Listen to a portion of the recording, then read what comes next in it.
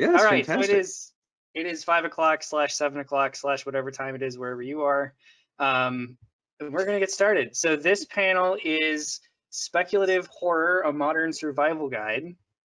And it's kind of envisioned as a general speculative horror panel, but because of the times we live in, also thinking about speculative horror in the context of living in weird and difficult times.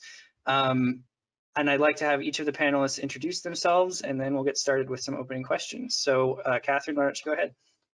Okay.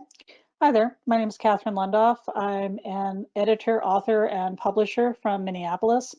I run Queen of Swords Press, and I have miscellaneous horror short fiction in various anthologies, including some of the World of Darkness tie-ins, and a couple of things that I'll be reading from in my reading, which follows this particular panel. Nice. Good time. Hey guys. All right, Kat. I'm Kat Clay from Melbourne, Australia, and I am a horror writer and also a horror critic. I've had publications in Aurealis, Crimson Street, and SQ Mag. One of my short stories was nominated for the Aurealis Award for Best Horror Short, and I've written a reasonable amount of criticism on weird fiction and horror at Weird Fiction Review. And I'm working on a psychological horror novel at the moment, which is just about done and just about very soon will be off to the agent. I'm very excited about that. Nice. Okay. Hi, my name is Scott Johnson. I am the author of 16 novels in the horror genre. Have all been published. I'm the author of 3 true ghost guides to San Antonio, Austin, and Augusta, Georgia. I'm also the author of 165 articles on real haunted places and a dozen or so short stories that have appeared all over the place. I'm also in 2 textbooks, and I teach at Seton Hill University and have my master's degree from Emerson College in Boston. And if you want to know more about me, you can look me up on my website, which is creepylittlebastard.com. That's memorable. It is, yes. I'm Jeremy Grotenhuis. I mostly write dark fantasy rather than horror, but I'm a huge horror fan, reader, horror movie buff kind of person. I have short fiction published in Beneath Ceaseless Skies, Deep Magic, and Orson Scott Card's Intergalactic Medicine Show, along with a few other places. And just recently sold my first novel, and I'm not allowed to say anything more than that. Thank you. Congratulations. Yeah. It's not horror or dark fantasy, but yeah. All right. So the first question that I'd like to start us off with, just to kind of get the ball rolling, are what are some of your favorite recent examples of speculative horror and why? And these can be movies, books, short stories, whatever. Catherine, why don't you go ahead and get us started? Okay. Well, I've been doing some teaching on writing Gothic horror because my thing is kind of ghost stories and Victorian edgy sort of horror. I also write some historical fantasy and some historical fiction in addition to that. And so the thing that I've been playing around a lot is Guillermo del Toro's Crimson Peak. And one of the things that I really love about that movie is it's so much a writer's film. And I'm going to do a complete spoiler. If you've never watched all the way through to the end credits, you really should, because the end credits, you know, throughout the movie, you can tell that somebody is a villain because they make fun of her writing. And at the end of the movie, the last of the credits is a book cover closing, and the title of the book is Crimson Peak with her name as the author.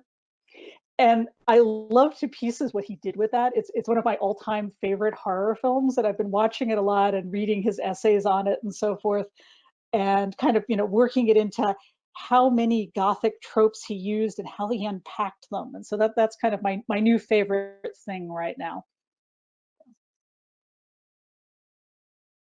I think for me, I was just getting my notes up if anyone could see me moving around in the background, but there's a couple of examples that I have thought have been quite good. I really liked The Shining Girls by Lauren Buchers, which I thought was a really interesting mesh between time travel, crime, horror, serial killers.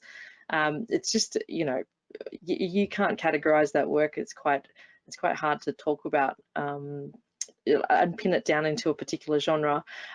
In terms of, it's probably not so recent, but I really like George R.R. Martin's Sand Kings. I think it's a perfect speculative horror story.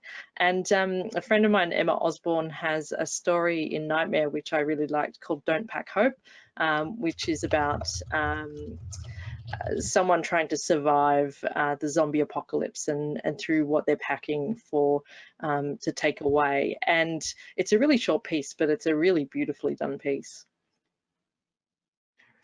I've been revisiting a lot of the old classics lately, but as far as newer things, they're not really new. But Neil Gaiman's The Graveyard Book, I reread that recently and I absolutely loved it.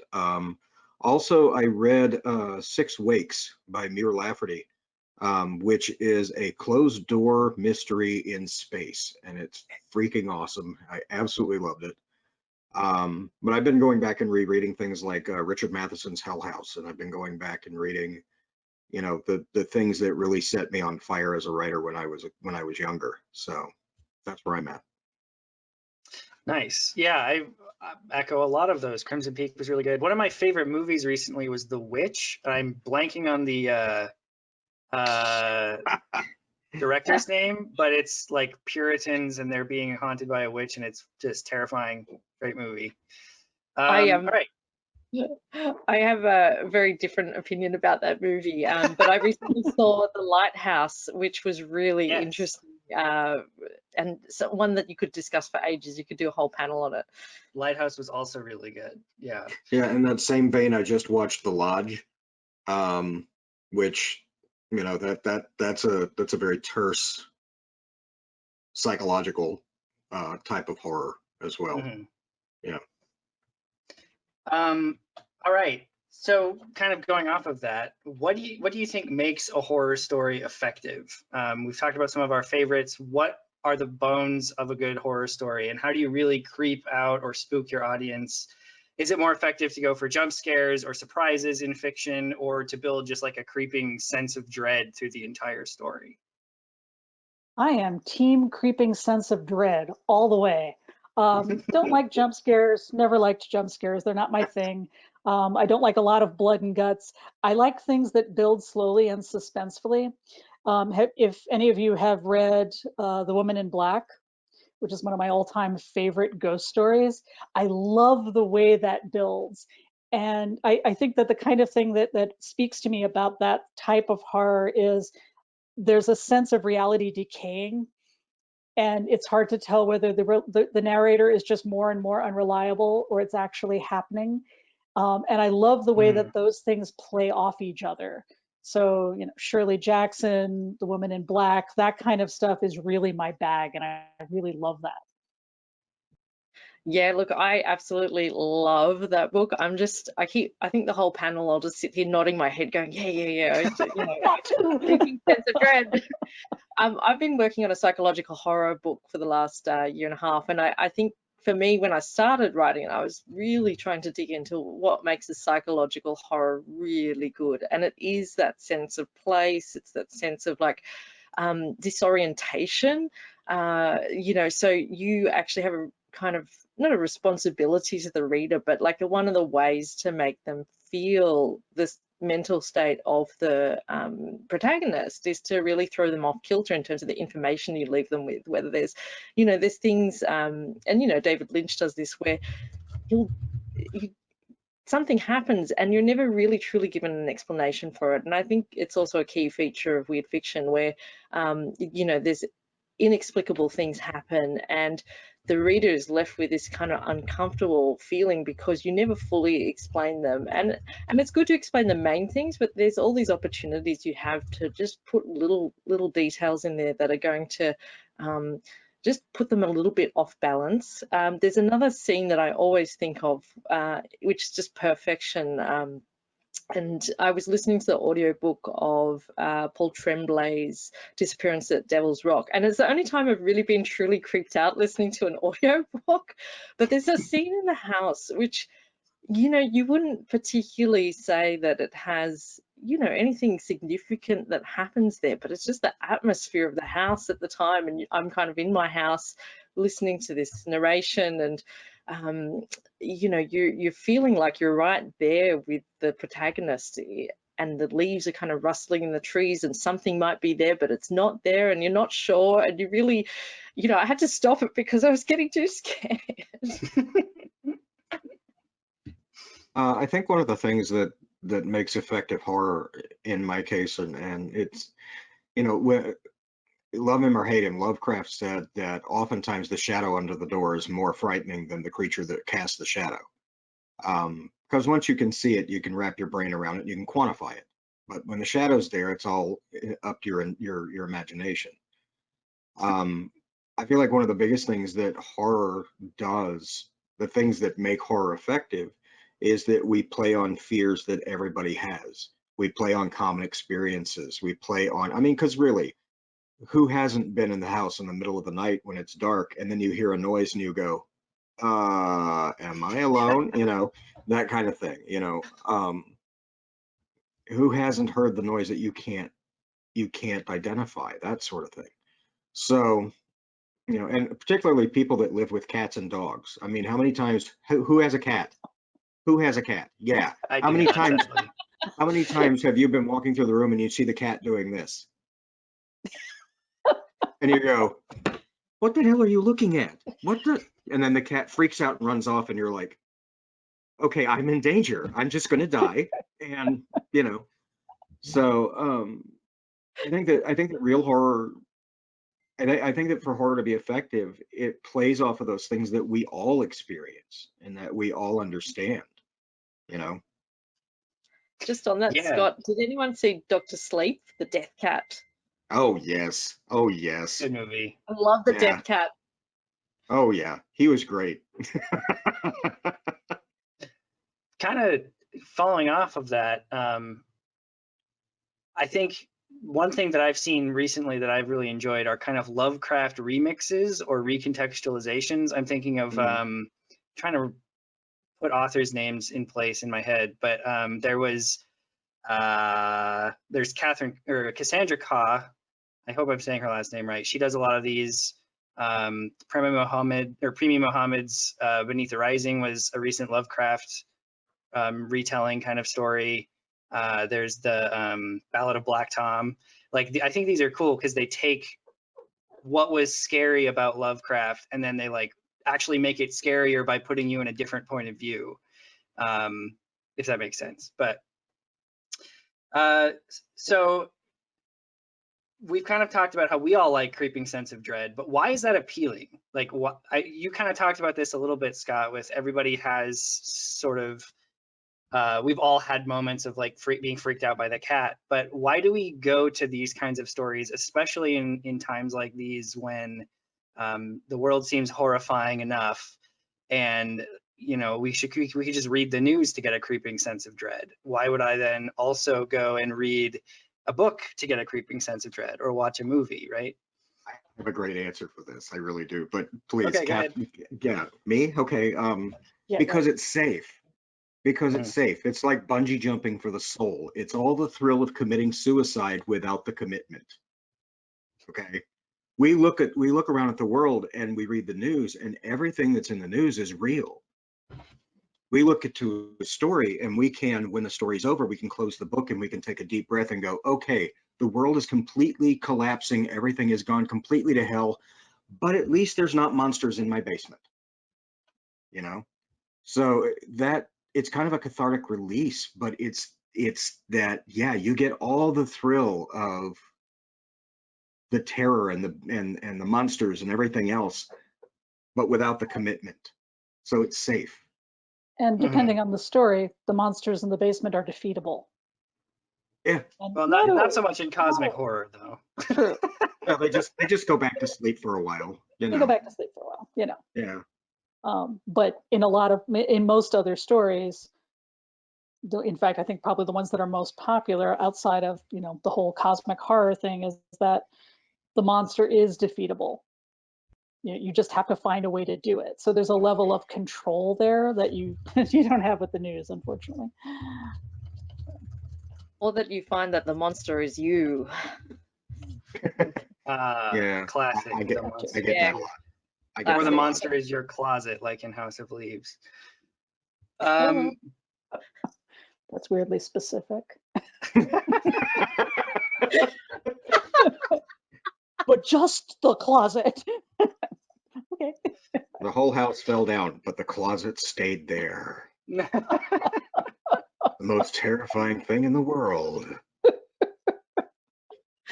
So I want to move on to my next prepared question, which is, again, kind of building on what we've been talking about. We've talked about why we go to horror when times are weird and difficult and frightening, but how can we take these weird and frightening things that happen in the real world and turn them into, or use them in our fiction, turn them into good horror stories, to create that kind of cathartic experience? Is that a good idea? Have you seen it done well? Is there like anything that our audience can think about if they want to do something like this, like write a pandemic story right now, in a way that's effective but also respectful to the people who actually suffer from these kinds of things? I definitely think it's doable. I can think of some, really well done pandemic stories. As a writer, though, it's not really my thing. I'm much more interested in the psychological aspects of it, so I don't usually use contemporary settings, with very few exceptions, in my work. So I think that I don't have enough filters on it. It's for the same reason that I don't set my stories in an environment that replicates my day job. Just too close. And it's hard to get enough of a distance on that to be able to write about it effectively. So it doesn't have this thing where it's like, well, I'm reading your blog fictionalized just slightly. So for me, that it's something that I haven't found to be workable in that sense. I find horror for me is always a very personal genre to write. I think out of all the genres that I do write in, I think it's the one that I have to reach deep into me to access the feelings there, and the stuff that I do write is intimately tied to the things that I fear. And I think that is very good advice for writing horror, that if there are things that you are scared of, I think writing horror forces you to not only face those things and to access them and to say, actually, this scares me a lot. But also when you find an audience for that work, you realize that you're not alone in those fears. And that's something that I find quite powerful, that it is really hard and sometimes quite emotional to articulate how you're feeling about a certain issue on paper, and to put it out there for people to see is even harder. But people can find comfort in that. And that's the second point that I think that horror has a great power in the ability to exercise trauma. In that, I think that confronting it, claiming it, taking it and saying, this is mine and this is what I'm scared of, or this is what's happened to me, is really powerful. And that can actually connect with readers a lot. But also you need to take care of yourself at this time. And, if things are hard, and I'm finding it hard, we've been in lockdown for 2 months now, and working at home, living at home all the time. It's a time where you don't have to do that. Like you can choose not to write about these things as well if that's too difficult. I think the caveat I would add to is that I think there's going to be a lot of pandemic stories flooding the market in the next couple of months. And I think by all means, if you can think of a way to do it really originally, by all means go for it, shoot for the moon. But maybe there's ways that you can think about the personal impact on that and channel that into something else, or use that kind of you know, whether you take the experience of being in lockdown and transfer that into a different kind of story. Think kind of laterally about how you can use this experience. I think that for me, I tend to use my writing as a kind of cheap therapy. So yeah, we all do that to an extent. So I use my work to try to process what I'm going through and that kind of thing. And I think to me, yeah, there's going to be a whole lot of pandemic stories that come out of this. So I think what our job would be to reach beyond that and find what is the next thing that's going to happen. But having said that, I think that there are stories about the pandemic that are important to tell. And I think that they are from the point of view of particular characters, you know, stop that, this is Max, particular points of view that make them unique. Now at the same time, and this is largely from a historical point of view, horror and writers, horror in particular, it's been our job to make social commentary or to comment on the way things are through, you know, yeah, there's a huge global pandemic going on, but we will use a different metaphor to sort of symbolize what's going on behind the scenes with that. So I feel like writing about the pandemic is something that's inevitable. I feel like it's something that we're all going to probably have at least one trunk story for this time period. But I think that once that's over with, you know, once we get that out of our system, then we can move on and we can find something else to write about and something else. Because believe me, I know in my bones that every editor out there is going to be inundated with, yes, but my story about the pandemic is original. And they're not. They are, you know, there are going to be very few of them that have the ability to tell that truly unique story. And I think the question is whether or not you want to try to be one of the people who creates that unique story, or if you want to be one of the people that goes, okay, I'm not going to tackle this, but I'm going to jump on the next wave. I'm going to be writing the next wave when it comes in. So that's just my opinion, though. No, that makes a lot of sense to me. Let's lighten things up a little bit.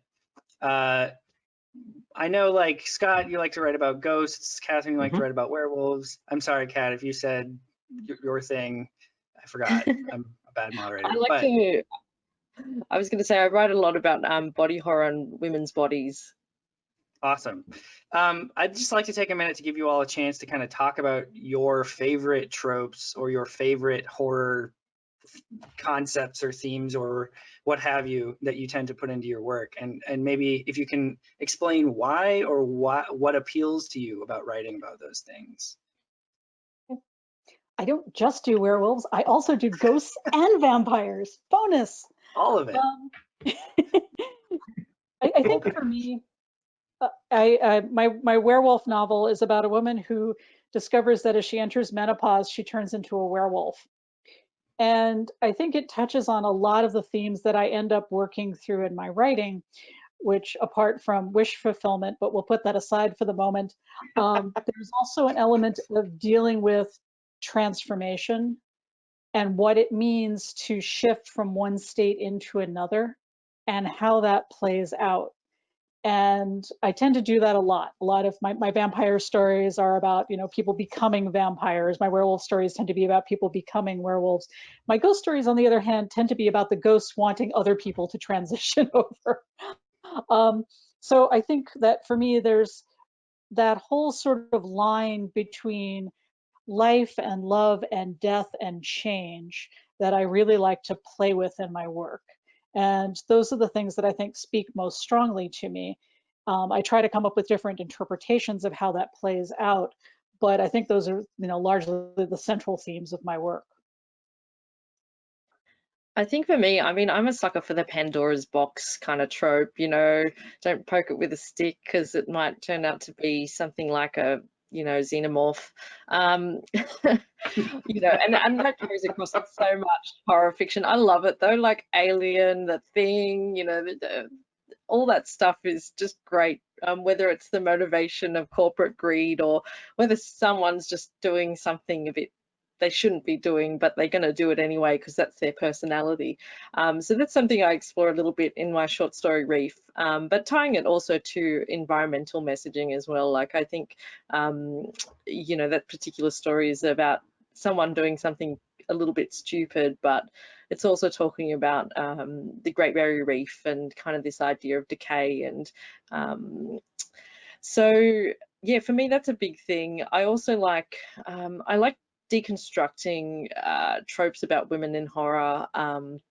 You know, a lot of the ideas of things like Last Girls or, you know, just even the representation of women in horror. I think, you know, portraying like very complex characters and kind of taking stories in different ways and really breaking down kind of what it is like to be a woman in this age of kind of a lot of image representation and you know, the expectation versus reality and the kind of things that we do to our bodies in order to meet a kind of some crazy ideals. So that's something I really like to take apart in my fiction. But yes, definitely Pandora's box tropes are fun. So in addition to writing ghost stories, because I do write a bunch of ghost stories, but I have a book that's coming out that is my attempt at making vampires scary again. I have I write about serial killers. I write about religious cults. I think some of the biggest tropes that I like to adhere to. I like to talk about the insanity of zealotry when it comes to over-the-top religions. I was raised in one of those, and I am recovering. Thank you. But I also deal with loss a lot. I write about the hero's journey a lot. You know, once again, it sounds like I'm being funny. I'm not really, but a lot of what I write, I use as a form of cheap therapy. And I write about what I'm going through at the moment. So, like in my last book, in the book that's coming out soon, actually, there's a character in it that experiences, you know, severe traumatic loss, and that the way that I wrote about it because I was going through it at the time. So it was one of those things that I had to get it out of my system so that I could function as a normal human being again, you know. So, and I think those are the themes that pretty much sum up a lot of what I do is zealotry and family and, you know, the hero's journey and that kind of thing. So. Yeah, no, I hear you about sort of the religious trauma almost of like growing up I grew up in a very weird church, and it definitely left a lot of impacts on me that show up in my fiction. Like I can't seem to not write about big, scary, dogmatic institutions because Southern Baptist. non-denominational Baptist. So yeah, so I grew up with the whole no drinking, no dancing, no belly rubbing. Yeah. And if belly, you know, and as I grew up, I discovered that I like drinking. I'm a writer. I really like dancing, and if belly rubbing is what I suspect it is, that's fun too. So Yeah, we could just probably saying, just saying. Anyway, thanks guys. I want to open it up to, or folks, I should say.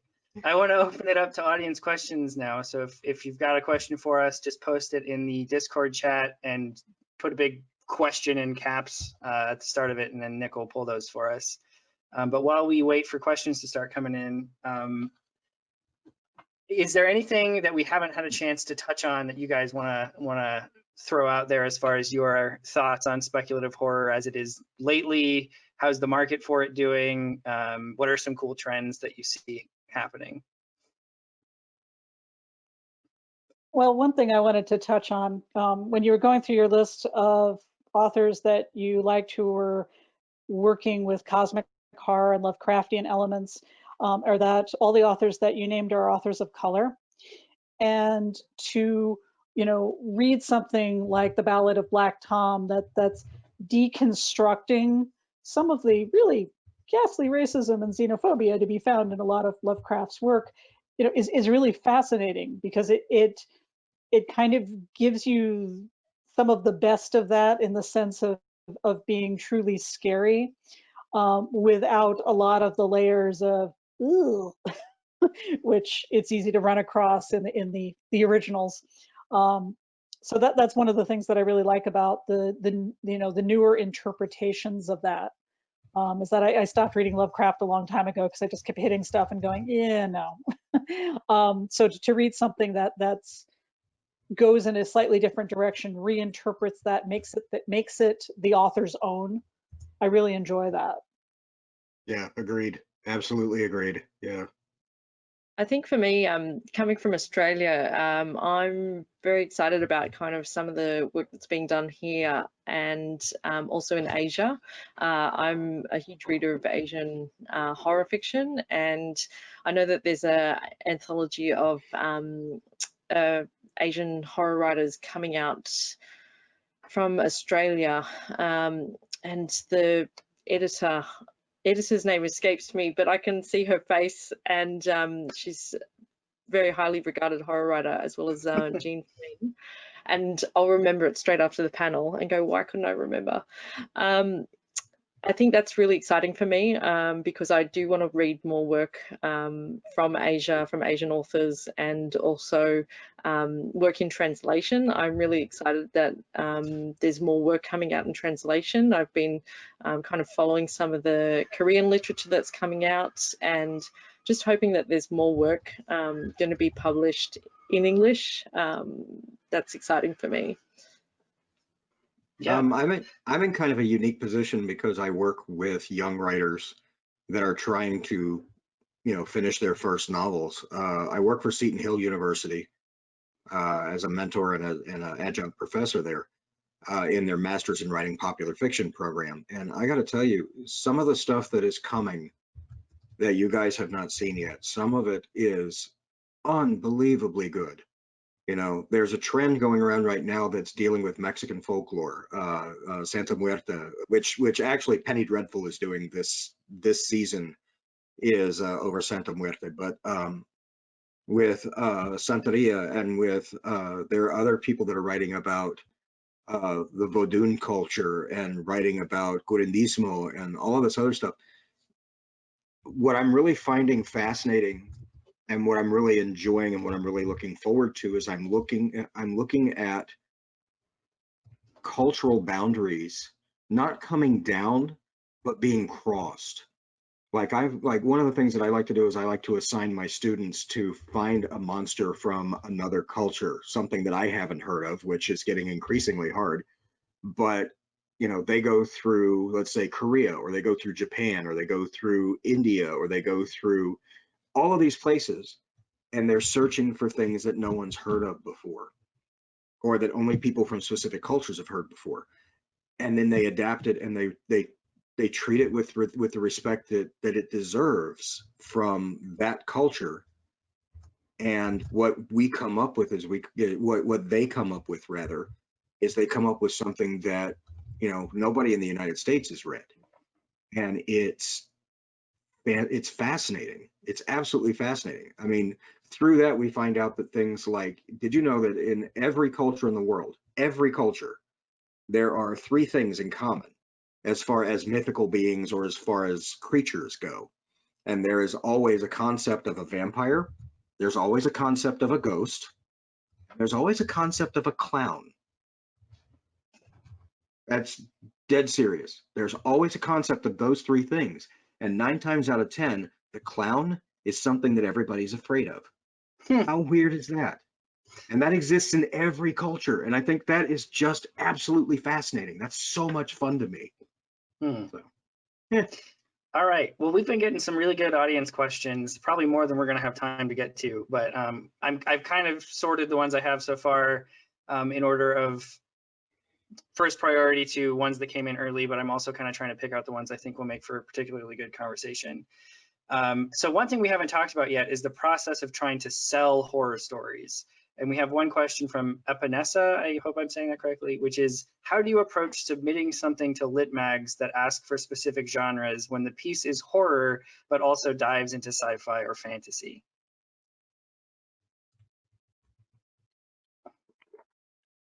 Honestly, I don't do a lot of open calls. A lot of the work that I send in has been invited or requested.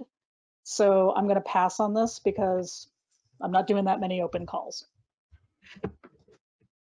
Yeah, horror is a hard sell, and you know, for every one of us who's been trying to sell short stories, it's difficult. I think it's to kind of read the magazine to know what sort of things they publish, what their edge is, and to look at similar examples. So, you know, are there examples where someone's had a sci-fi horror story published in this magazine? Because there's no point kind of subbing it to one that says they accept science fiction, but it's hard science fiction, and the horror element is very unlikely, or they've got rules about kind of gore, or, you know, read the submission guidelines, which is always good advice. And again, too, I think you know your market, because I think there's things like a couple of the publications that specialize in things like pulp would be more open to having like horror sci-fi crossovers if it does fit in that kind of pulpy feel, because there's a kind of, I think, a higher threshold of crossover between like you know, the pulp fiction rags and crime and horror, so you might find some success that way. Yeah, do your research. When you're looking at all the horror markets to sell something to, first thing that you need to do is you need to look and see what their market is, what they like to publish, you know. And you can't go into it with the point of view of, well, I'm going to be the guy that changes the entire market, you know. No, you're not. You're not going to, you know.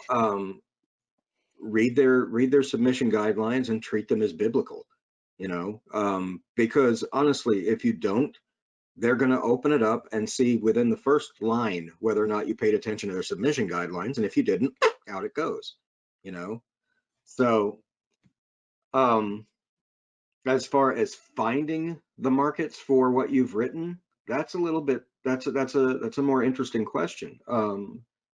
And I can think of two things for speculative fiction, and one of them is Raylan.com, and that is basically a large archive of paying markets. Well, all the markets, they're separated into paying, for the love, and token payments. But and it has links to all of their submission guidelines.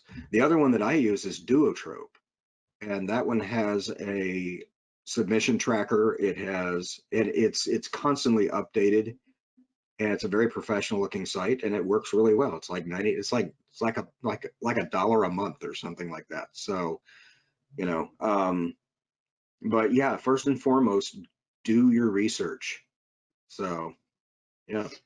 Yeah, another great tool, kind of like Duotrope, is the submission grinder, which is a tool sort of maintained by David Steffen, who's the editor of Diabolical Plots. And it's a highly searchable database that you can even sort by, like, they accept horror. You can sort by pay rate. You can sort by like word count ranges. I don't think it's quite as comprehensive as Duotrope, but I'm not sure. But it is very useful, and it's totally free to use. I've used that a lot. And I just want to echo the idea that, like, you need to pay attention to where you're sending things. Don't send horror to Clark's World. You might get away with it at Strange Horizons. You know, that you just need to know, like, is this a market that buys it? And even if it's sort of borderline horror fantasy, if it's more fantasy than horror or more sci-fi than horror, if it's science fiction that's scary, you might be able to sell it to a science fiction market. But if it's horror that's science fiction, like if it's Alien, probably not. Well, and the other thing is and you'll notice this as you're at this convention and at other conventions, we are a notoriously small community. And if you get the reputation as being that person that sends the wrong kind of thing to the wrong magazine, we're going to know about you. I mean, I'm sorry, but it happens. You know, people talk. We drink. We're drinkers. We'll go to the bar and we'll sit down and go, you know, I got this. You know what? I got this weird submission a while ago, and it was a guy fighting 500 duck-sized horses, and it was just horrible. And then somebody else will go, you know what? I got that one too. And then it'll go on, and they'll be like, who's the guy with the duck-sized horses? You know? So, I mean, that does happen. All right, so there are way more questions than we're ever going to be able to get through. So I'm very sorry to the people in the chat who are asking them who we won't get to, but I'm at least going to stick around for a while in the Hall Con when we're done and try to talk more about these things. But a question I do want to bring up is something that a couple of people asked, two questions kind of along the same lines of how do you know when a story is crossing the line if it has gore or trauma that doesn't necessarily need to be there, and or have you ever written something before and realized that it was too personal, and how did that impact editing and rewrites? So kind of a general question of like, what do you do if you've written something and you're like, oh no, this is too much in some way? I've got a couple of trunk stories like that. For me, I started out in erotica. So I've been around for, over 20 years now. So I started out in erotica, moved into erotic horror, and then moved into horror without the erotic elements. And erotica was at the time, literary erotica has a fair amount of rules about what you do and what you don't do, depending on the editor, the publication, the audience, and so forth. So there's things that, I send it out and an editor had a not great reaction to it. That happened. Or I sent it out to be beta read and my beta reader was like, well, that's interesting. But there's a whole range of reactions. So if you've got something that you're really questioning, it's a really good idea to have it beta read by somebody. So you definitely want to talk to your beta reader. You want to let them know roughly what's in there. If there's something that's likely to be upsetting, they should probably know about it. Maybe they're not into, people eating puppies or something, but whatever it is in there that is likely to be potentially traumatic, and get a second opinion. I would say get a second opinion before you send things out. Get a third opinion if that'll help. Generally speaking, if you think it's over the edge, it probably needs some more work, because that means that you're not even convincing yourself that you're selling it. It's not necessarily that you can't write what you're writing. It's that it has to be convincing. Does the story need this? Does the story support this? Is there something here that makes this, effective in whatever storytelling way you're trying to get across? So my thoughts on the matter. Yeah, that's great. Yeah, I have a good answer for this because I actually had this same problem in the manuscript I've been working on and I've been editing for the last 6 months. And I do believe that you should write and push into uncomfortable places, because I think that's where kind of the writing really starts to get personal.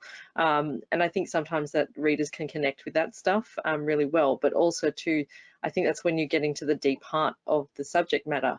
But at the same time, like sometimes you kind of push it too far. And I know that I'd done that in this book I'd been writing, and I'd been feeling really uncomfortable about a particular scene. And the rule for me was that it's clearly excessive if you can extricate it from the scene from your novel in 10 minutes and have absolutely no effect on the story whatsoever.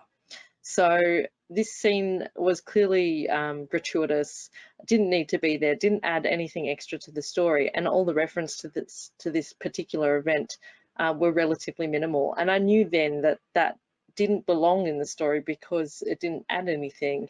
I tend to write out and then bring it back in and pair it back in. And like you said, beta readers are essential for that. And so I at least get 3 or 4 people to read it before I send it out, because they can see things that you can't, because you've just been so close to the story yourself. My only real hard fast rule is I'll never kill a dog in my books. But no, I mean, you asked if there was a point where it became too personal. And in my opinion, it isn't. But you know, I come from a weird place. I'm the guy that rode around in the trunk of a car so I would know what it felt like to be kidnapped. You know, I collect experiences so I can write about them with authenticity. And so when I go through something, I have this weird mental Rolodex catalog that, you know, I'll take notes on what I'm going through so that I can use it later. I think, and I absolutely agree with Kat, if the scene in question adds nothing to the story other than a moment of, then, you know, take it out. You know, in my opinion, everything, not necessarily everything, but I feel like the vast majority of what you write should do one of two things. It should either move the plot forward or it should give character development. And if all it is a chance for you to play mean, nasty God on a character, it's probably not necessary, you know. But if it gives you an opportunity to show who that character is as a person from their core, then maybe it's necessary, you know. But yeah, as far as it being too personal, I don't believe in that. I don't believe that it can be too personal, because when we tell a story, what are we trying to do? You know, the bottom line of what we're trying to do. Yeah, we're trying to tell a story. Yeah, we're trying to create memorable characters. Yeah, all of this. But at the bottom line, on the core level, what are we trying to do? We're trying to create an emotional bond between us and the reader using only words on a page.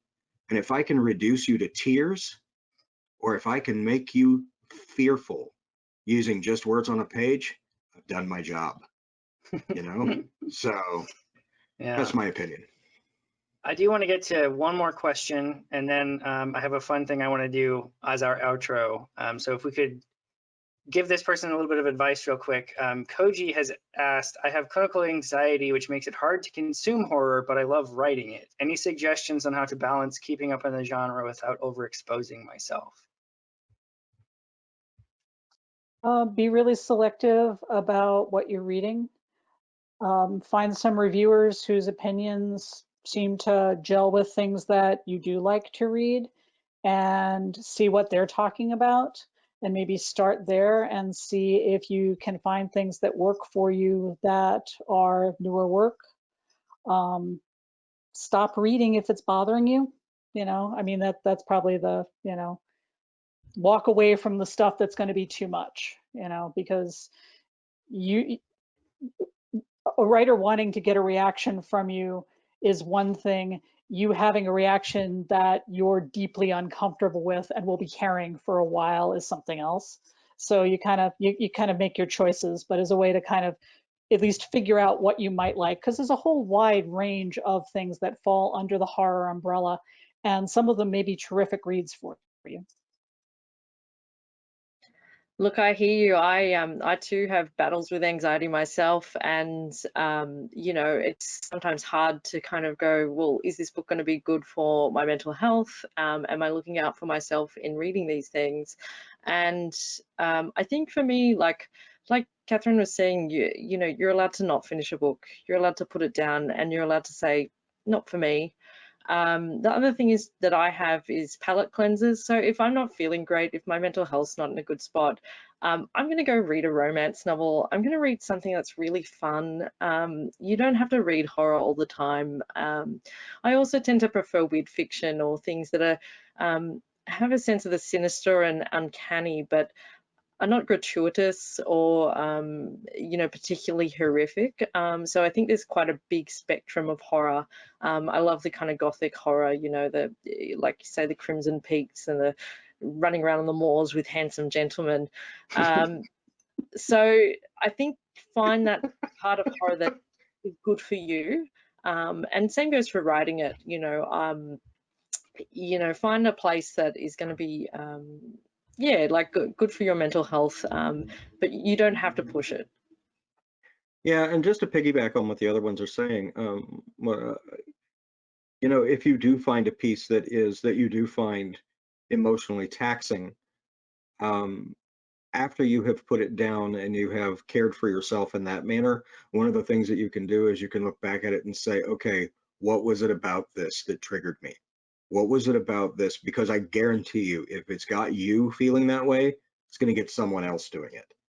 And if you can replicate that, yeah, if you can replicate that, then, you know, you're well on your way. If you can figure out how to pluck those strings, you're well on your way to building that symphony of fear. Yeah. All right. Well, that is a good place to end, I think. And we have our next presentation people starting to show up. So on our way out, what I'd like you guys to do is plug your social media so people can find you out on the internet.